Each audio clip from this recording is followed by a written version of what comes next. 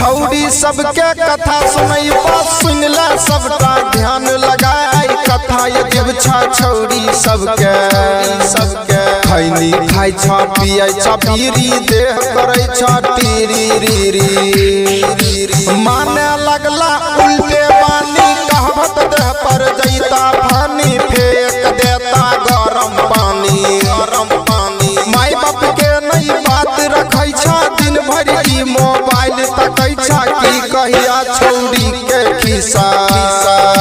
जुग जमाना भेलै खराब छौड़ा छोड़ी पियै शराब कोना दुनिया चलता आब छौड़ी सबके कथा सुनैबा सुन ले सबटा ध्यान लगाई कथा यदि छौड़ी सबके खैनी खाई छ पियै छ बीड़ी देह करै छ टीरी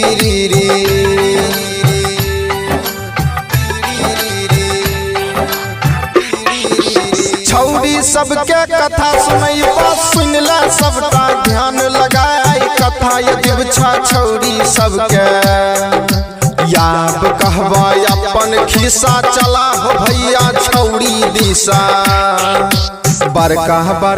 फोन रखै छ मोबाइल पर वीडियो कॉल करै छ छौड़ी सबके दिन भर छौड़िया रहै छ बिजी कहै छ हमर काम छियै निजी की हम कहवा की हम सुनबा ठोर में ठोरंगा मुँह में पाउडर घुमै ले जाइ छ आलम नगर की हम कहबा की हम सुनबा यह छिया हमर खिस्सा हमरो चढ़ गेला देखो निशा छौड़ी सबके कथा सुनैबा सुन ले सबटा ध्यान लगाई कथा यदि छौड़ी सबके खैनी खाई छ पियै छ बीड़ी देह करै छ टीरी